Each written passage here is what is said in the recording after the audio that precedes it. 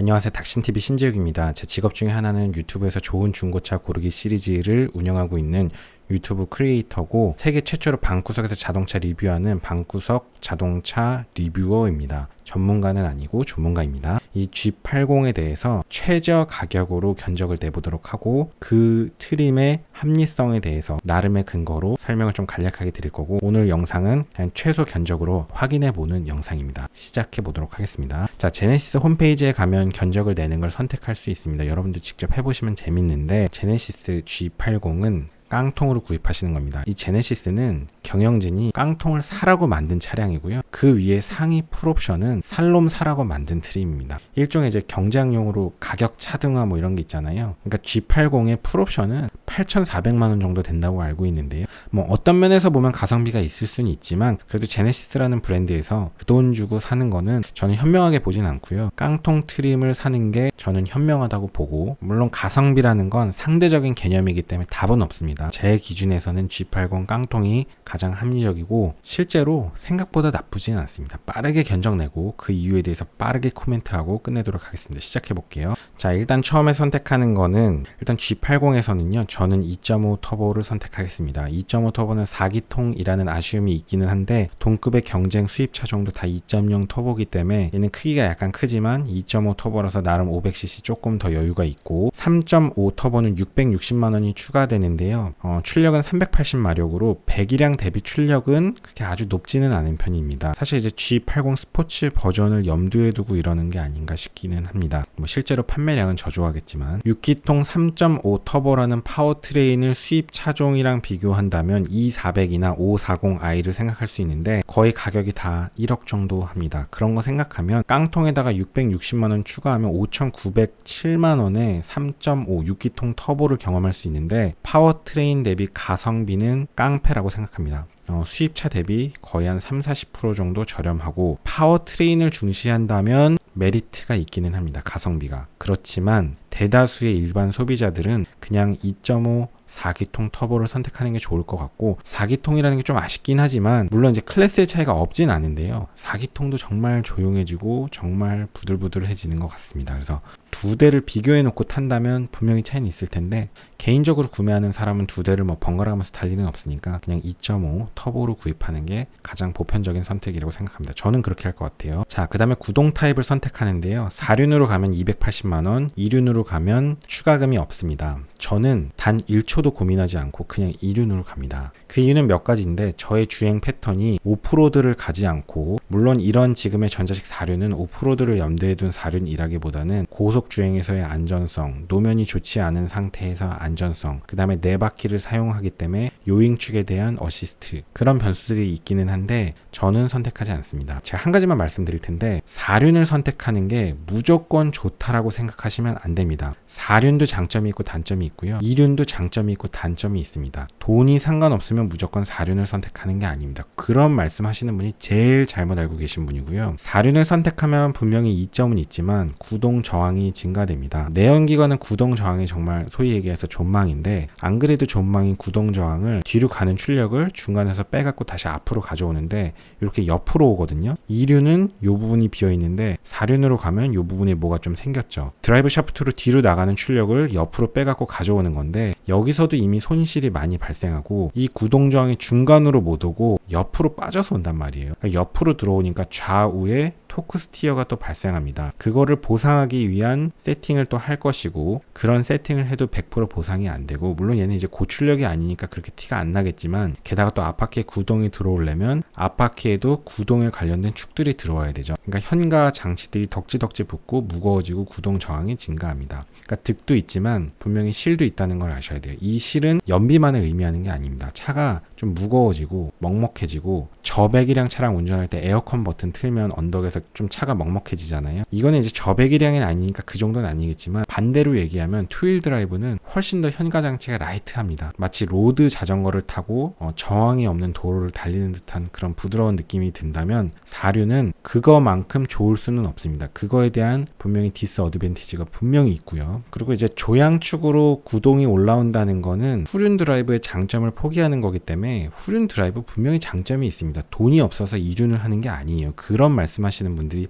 제일 잘못된 선택을 하시는 분들이고, 대부분의 국내 환경은 완벽한 온로드고 도로 관리가 잘 된다고 보기 때문에 뭐 비가 올 때, 눈이 올 때 사륜이 좋다라고 말씀하시는 분이 있는데, 비가 올 땐 속도를 줄이고 눈이 올 때는 차량 운행을 안 하거나 속도를 많이 줄이는 게 중요하지, 사륜에 의해서 어떤 도움을 받는다고 생각하는 거는 상당히 위험합니다. 저는 자연에 대해서 기술로서 싸우는 거는 대단히 무모한 행동이라고 생각합니다. 굉장히 용감하신 거고, 저는 두 개의 옵션이 가격 차이가 없다고 해도, 그러니까 전자식 4륜을 선택하는 게 공짜라고 해도 4륜을 선택 안 할 것 같습니다. 저는 2륜을 선택할 거예요. 5인승인데 이건 뭐 선택의 여지가 없게 돼 있고요. 자, 그다음에 색깔은 저는 고민을 했는데, 무광으로 가면 비용이 70만 원이 증가하고요. 그냥 무난하게 유광으로 가고 싶습니다. 비용도 굳이 70만 원 쓰고 싶지 않고, 저는 카본 메탈을 선택하겠습니다. 태지만 블루 혹은 약간 채도가 있는 로얄 블루, 두 가지 파란색 계열은 이 정도까지는 좀 괜찮을 것 같고, 개인적으로는 카본 메탈을 선택하겠습니다. 흰색은 사견으로는 조금 좀 부담스러운 느낌이고요. 검은색은 너무 회장님 차 같아서 좀 선택하고 싶진 않습니다. 자, 휠을 선택하는데 제네시스 G80에서 굉장히 독특한 게 뭐냐면, 깡통에서도 20인치 휠을 선택할 수 있습니다. 보통은 자동차를 선택할 때 트림이 있고, 아래 트림에서는 가장 인치수가 큰 휠 타입을 선택을 못하게 함으로써 이렇게 자동차 외관에서 차등화가 되거든요. 아래급을 선택한 사람은 아래급 티가 나고, 위급을 선택한 사람은 위급의 티가 나게끔 뭔가 자동차 외관을 휠 타이어로 좀 세팅을 하는데, 제네시스 G80은 트림 구분 자체가 없습니다. 그냥 깡통에서 18,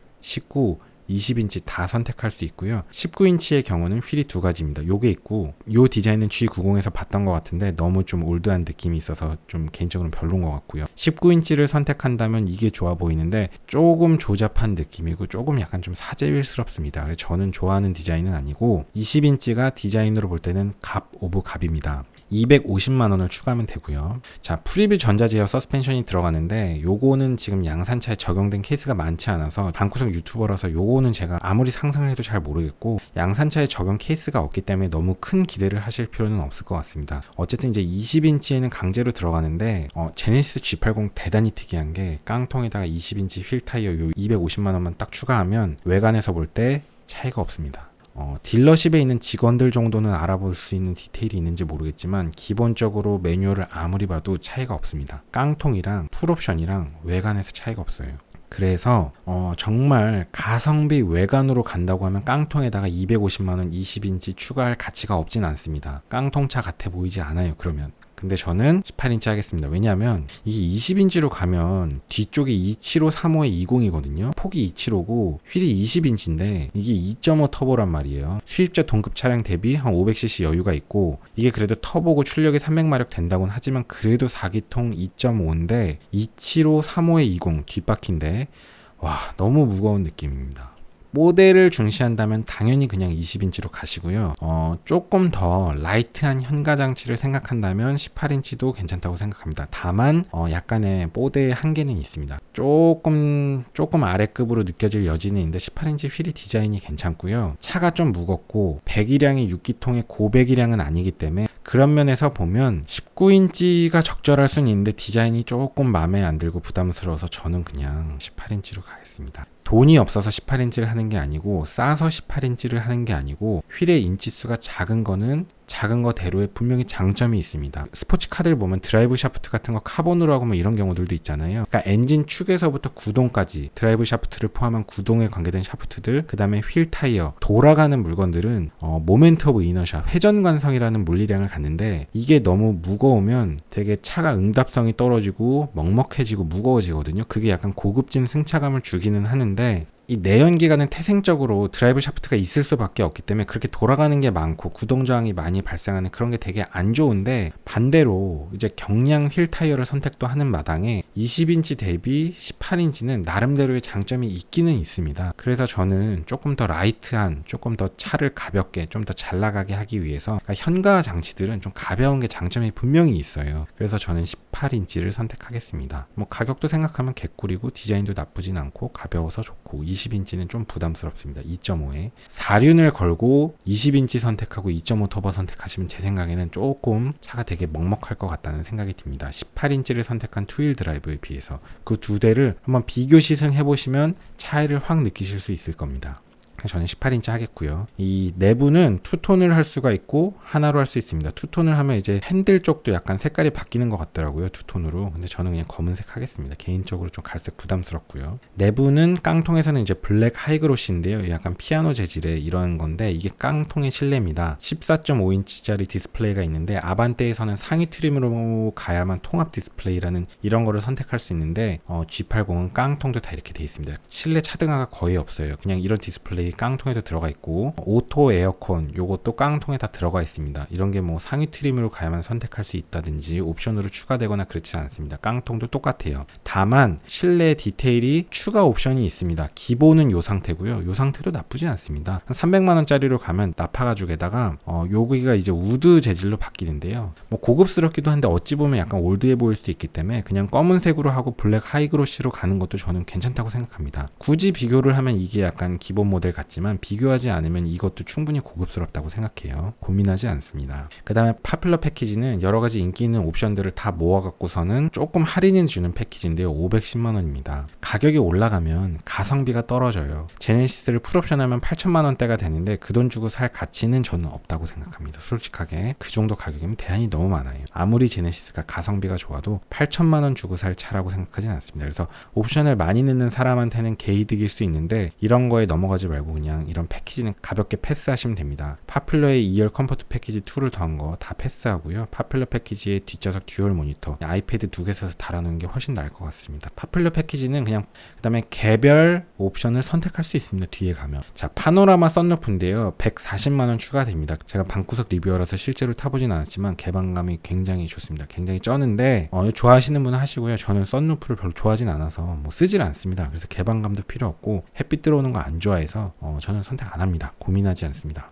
헤드업 디스플레이가 130만원인데요. 현대차는 헤드업 디스플레이가 시인성이 아주 좋고 보여주는 정보도 많습니다. 내비게이션이랑 연동이 되고 스마트 오토 크루즈랑도 연동이 되면 기능적인 측면에서 장점은 많아요. 근데 130만원 조금 가격이 약간 비쌉니다. 이 돈 주고 할 정도는 아닌 것 같은데 뭔가 깡통에서는 마진을 안 남기고 헤드업 디스플레이 이런 걸 팔면서 마진을 남기는 느낌이 좀 드는데 그게 기분 나빠서 저는 선택 안 하겠습니다. 130만원 주고 헤드업 디스플레이를 선택하기는 좀 아깝고요. 굳이 없어도 큰 문제 없습니다. 자 다음으로 컨비니언스 패키지인데요. 운전석 에르고 모션 시트, 고스트 도어 클로징인데 고스트 도어는 이렇게 갖다 대면 자동으로 닫히는 거고요. 이건 보통 이제 회장님 태우고 다닐 때 회장님한테 도어를 닫아줄 때 확 닫지 않아도 된다는 그런 장점이 있는데 뭐 의미 없습니다. 사실 중요한 거 아니고 꼭 필요하신 분 아니면 운전석 에르고 모션 시트라고 7개의 내장된 공기주머니가 들어가서 더 세부 세팅을 할 수 있는 거 그리고 스포츠 드라이빙을 할 때 사이드 쪽이 좀 부풀면서 코너 들 때 좀 도와준다는 거 그 다음에 무슨 스트레칭 모드가 있는데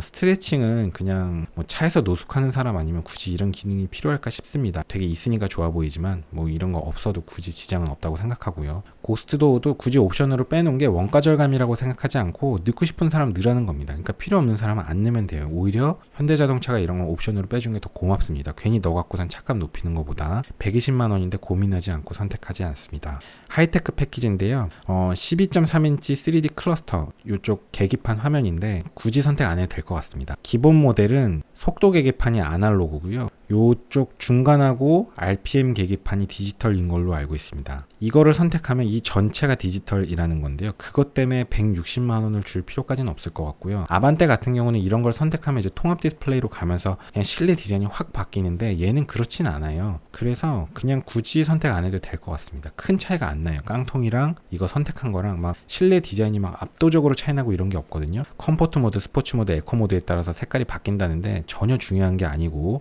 카메라가 달려갖고 이제 사람 눈동자 보면서 뭐 졸린지 어쩐지 해갖고서는 그런 기능이 있어봐야 되게 쓸데없고 졸리면은 차를 세워야지 그런 거에 의지하면 안 되겠죠. 그러니까 전혀 의미가 없습니다.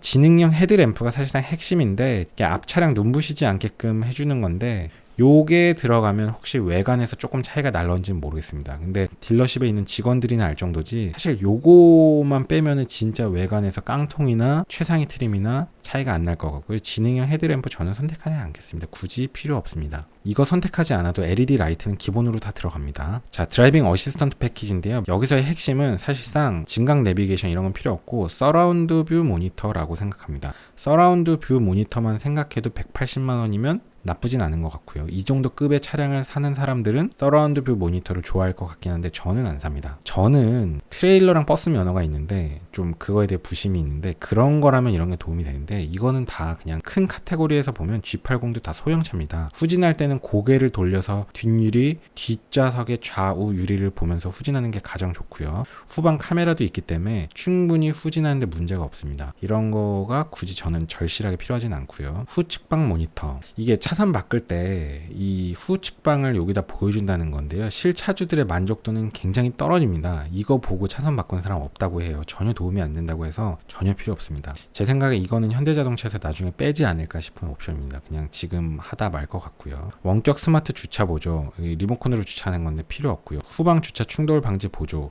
후방 주차 또는 출차할 때 옆에 사람 건너가는 거 있으면은 뭐 경고해 준다는 건데, 경고하고 제동해 준다는 건데 천천히 후진하시면 됩니다. 저는 드라이빙 어시스턴트 패키지 1을 선택하지 않을 거고요. 그러는 이유는 이미 깡통에도요, 옵션표를 보면 안전 사양에 다 들어가 있습니다. 전방 충돌 방지 보조, 차량 보행자 이륜차 교차로 대항차, 그러니까 전방 충돌 방지 보조가 이미 있고요. 후측방 충돌 방지 보조, 그러니까 운전하면서 주차했다 출차할 때 후측 방에 차가 오는 거 있으면 알려주고 제동 걸고, 고속도로 달리면서 차선 바꿀 때도 해당이 되겠죠. 차로 유지 보조, 차로 이탈 방지 보조. 차로 유지 보조는 차로 중앙으로 가게 하는 거, 차로 이탈 방지 보조는 나갈 것 같으면 어시스트 해줘서 다시 안으로 넣어주는 거, 그거를 이제 진동 경고, 스티어링 휠 다 들어가 있습니다. 우리가 생각하는 기본 스마트 드라이빙에 관련된 옵션들이 다 들어가 있기 때문에 굳이 저거를 꼭 선택할 필요가 없습니다. 뭐 이 정도는 저는 후진할 때 그냥 조심해서 후진하겠어요. 저는 별로 의미를 두지 않습니다. 드라이빙 어시스턴트 패키지 2인데요. 고속도로 주행 보조, 차로 변경 보조 기능.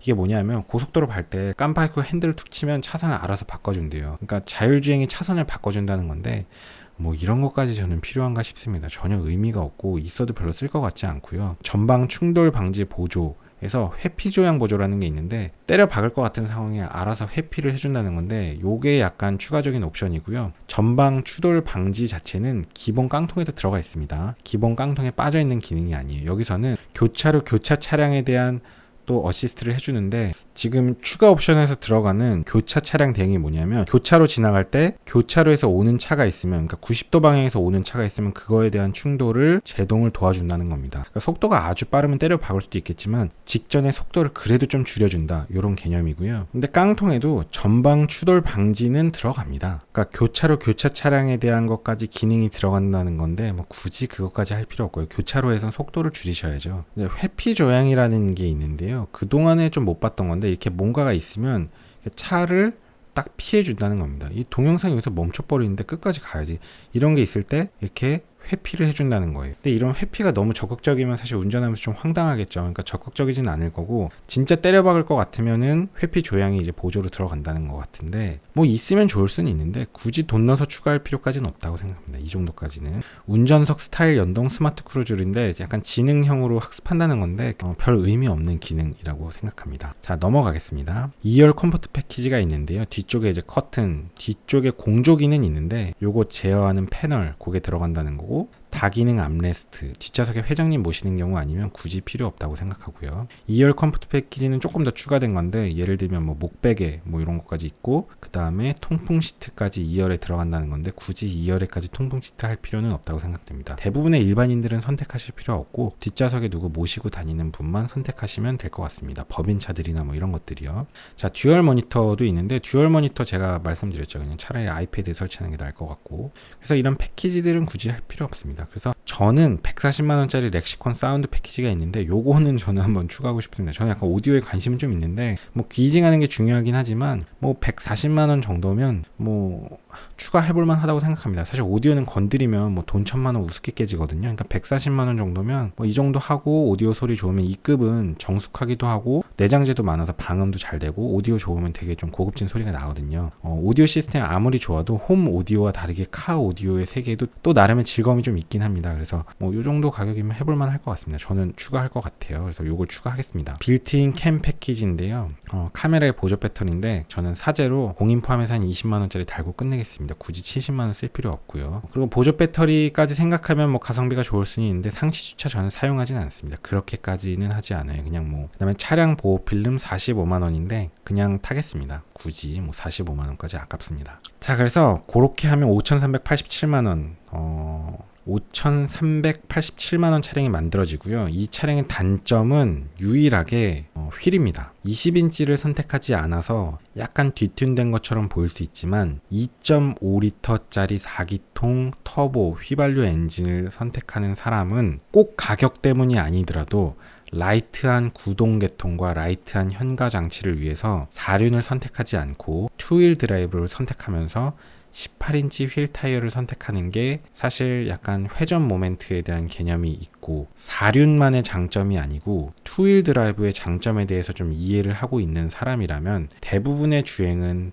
도심 주행 그리고 고속도로, 온로드 이런 환경에서 충분히 문제가 없기 때문에 상황이 좋지 않은 환경에서는 속도를 줄일 거고 극한의 환경에서는 차량을 운행 안 하는 게 훨씬 더 중요하지 4휠 드라이브로 어떤 자연에 대해서 대응하는 거는 대단히 위험하다고 생각합니다.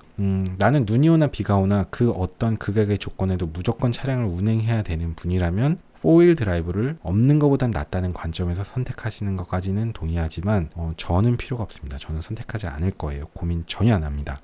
이렇게 하면 5,387만원짜리 차가 되고요. 이 차는 특징적인 게 뭐냐 하면 깡통인데 다 들어있습니다. 일부만 얘기할게요. 자, 이게 깡통인데 풀 LED 헤드램프, LED 방향 지시등, LED 주간 전조등, 풀 LED 리어 콤비 램프, 하위 트림에서는 안 들어가고 상위 트림으로만 가야만 보통 되는데 제네시스 같은 경우는 그냥 깡통에 다 들어가 있습니다. 그러니까 외관에서 차이 날 게 없어요. 휠 타이어 말고는. 자, 그 다음에 앰비언트 무드 램프 이런 것도 깡통에 다 들어갑니다. 터치 타입 공조 패널, 독립 제어 풀 오토 에어컨 그냥 깡통에 다 들어갑니다. 깡통이나 상위 트림이나 똑같습니다. 추가로 뭐 우드 옵션이나 이런 거 하지만 않는다면 기본 깡통에도 스마트 크루즈 컨트롤 스탑앤고 포함이 들어갑니다. 단순 스마트 크루즈 컨트롤보다 스탑앤고 포함된 게 조금 더 진보된 버전이라서 시내 주행에서도 사용할 수 있고요. 전방 추돌 방지 보조가 들어갑니다. 후측방 충돌 방지 보조도 들어갑니다. 그리고 후방 교차 충돌 방지 보조도 들어갑니다. 차 뺄 때 교차되는 걸로 추돌할 것 같으면 보조 들어갑니다. 후진 가이드 램프는 후진할 때 뒤쪽에 이제 불을 비춘다는 거예요. 그래서 뭐 보행자나 다른 차가 이거를 보고 차가 나오는구나라는 걸 안다는 건데 뭐 이런 것들도 다 깡통에 들어갑니다. 그러니까 깡통의 기본적인 안전 옵션 다 들어가죠. 외관을 차별화 두지 않죠. 그다음에 뭐 풀 오토 에어컨 이런 공조 시스템도 깡통도 다 똑같죠. 그다음에 시트도 천연 가죽 시트가 기본. 운전석, 동승석 전동 시트 기본이고요. 14.5인치 인포테인먼트 시스템이 들어갑니다. 이거는 아반떼 같은 데서 보면은 통합 디스플레이 같은 거 하려면 되게 윗급으로 가야 되는데 얘는 깡통에서 그냥 다 똑같이 들어갑니다. 제가 아까 보여드렸는데 자 보시면 요런 14.5인치 이런 디스플레이가 깡통에도 들어가고 요 공조기 시스템도 깡통에 들어갑니다. 그러니까 깡통의 실내가 똑같아요. 요 클러스터만 옵션으로 선택하면 여기가 완전 디지털이냐 아니면 아날로그 반 디지털 반이냐 그 차이인데 그냥 아래급으로 가도 그렇게 디테일이 큰 차이가 안 날 겁니다. 그러니까 굳이 3D 클러스터를 굳이 꼭 선택하실 필요는 없고 깡통으로 해도 거의 이 모양새가 나옵니다. 여기가 이제 나무가 아니고 아까 그 피아노 재질 검은색 그걸로 됐는데 그것도 나쁘지 않습니다. 그 다음에 하나만 더 얘기할게요. 앞좌석 통풍 시트, 열선 시트 다 들어갑니다. 뒷좌석은 통풍 시트는 빠지지만 이 정도면 깡통이 웬만한 수입차 8천, 9천만 원짜리 차량이나 옵션이 딸리지 않습니다. 오히려 그거보다 더 좋을 거예요. 그러니까 얘는 깡통에 옵션이 다 들어가 있고 겉에 티가 안 납니다. 그래서 이렇게 차량을 견적내면 5,387만 원이고요. 이 가격이면 메리트는 있다고 생각됩니다. 이 가격이면 메리트가 있어요.